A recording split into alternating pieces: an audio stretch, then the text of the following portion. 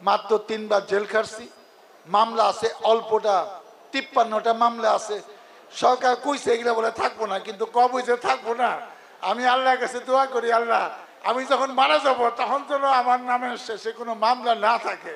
কেউ সাভার বিশ্ববিদ্যালয় কলেজের সাবেক সফল ভিপি, সাভার পৌর বিএনপির বিপ্লবী সাধারণ সম্পাদক, সাভার পৌরসভার জনতার মেয়র জনাব বদিউজ্জামান বদির ভাই, ধন্যবাদ জানাচ্ছি তাকে। সেই সাথে তাকে অনুরোধ জানাচ্ছি তার মূল্যবান বক্তব্য পেশ করার জন্য। বিসমিল্লাহির রহমানির রহিম। আজকের এই পীর সাহেবের বিশাল মিলন মেলা, বক্তব্য দেওয়ার কিছু নেই। আপনাদের আমাদের যে নেতা ডাক্তার দেওয়ান মোহাম্মদ সালাউদ্দিন বাবু ভাই, যাকে আপনারা বারবার ভোট দিয়ে নির্বাচিত করেছেন, সেই নেতা আপনাদের মাঝে আসছে শুভেচ্ছা বিনিময় করতে, সাক্ষাৎ করার জন্য। এবং আজকে আপনারা সবাই উদ্গ্রীব যে অনুষ্ঠানের যে আজকে শিল্পীবৃন্দ এসেছেন, তাদের বিচ্ছেদ, তাদের বিভিন্ন জ্ঞানগর্ভমূলক গান শুনবেন এবং আমাদের নেতার বক্তব্য শুনবেন। সবাইকে শুভেচ্ছা জানিয়ে আমি আমার বক্তব্য শেষ করছি। ধন্যবাদ। বিসমিল্লাহির রহমানির রহিম। শাহ সুফিয়া আবু হানিফ মাইজ বান্ডারি পবিত্র খুশরুল শরীফ জন্মদিন উপলক্ষে ভক্ত আশেকানদের উদ্যোগে বাউল গানের অনুষ্ঠানে উপস্থিত আমার দলের বিভিন্ন পর্যায়ের নেতৃবৃন্দ, উপস্থিত এই পীর সাহেবের যারা ভক্তরা আছেন, আজকে অনেক আগ্রহ নিয়ে আসছেন এরকম এই বাউল গান শোনার জন্য, উপস্থিত সুধীমণ্ডলী, উপস্থিত মা বোনেরা, আসসালামু আলাইকুম।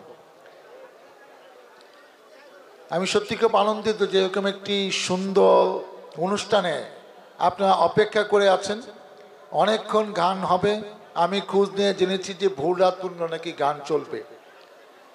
আরও খোঁজ নিয়ে জেনেছি যে পার্শ্ববর্তী ধামরাই উপজেলাও কয়েকটি ইউনিয়ন থেকে এখানে কিন্তু আপনারা এসছেন। ভাড়ালিয়া ইউনিয়ন থেকে, বাইশাখাটা ইউনিয়নে অনেক লোক ভক্তরা কিন্তু এখানে আসছেন।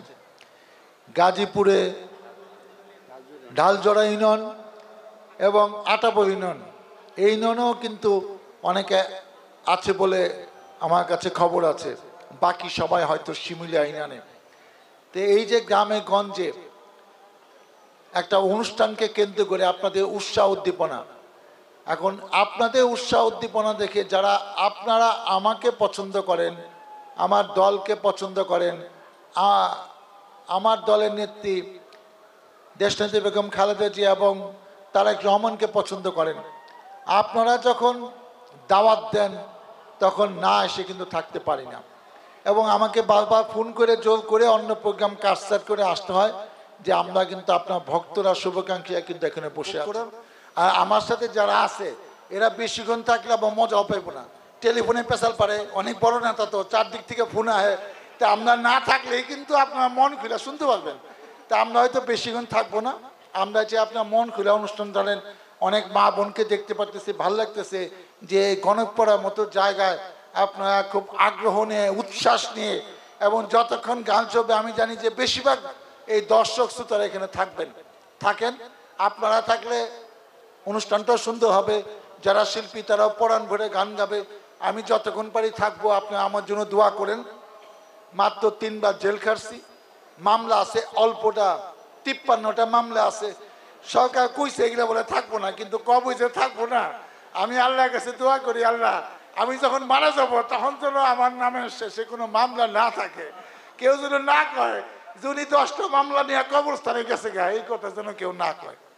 আপনারা দোয়া করেন, আপনাদের পাশে আপনাদের সাথে থেকে আপনাদের খেদমত যেন করতে পারি। মহান আল্লাহ তাআলা আমাকে সেই তৌফিক যেন দেয়। আল্লাহ হাফেজ। বাংলাদেশ জিন্দাবাদ। ধন্যবাদ আমাদের প্রধান অতিথিকে তার মূল্যবান বক্তব্য দেওয়ার জন্য।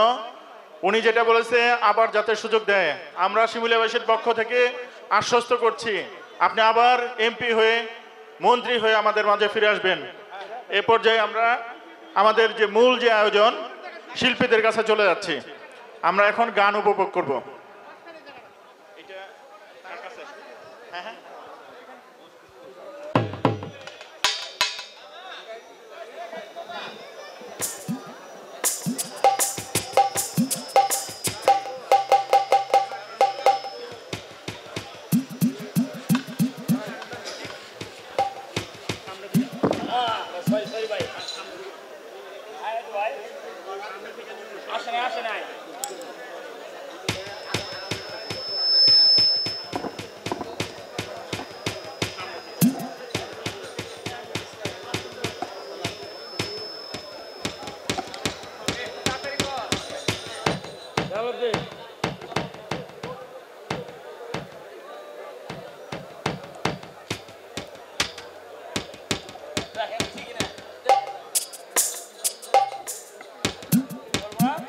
Hello hello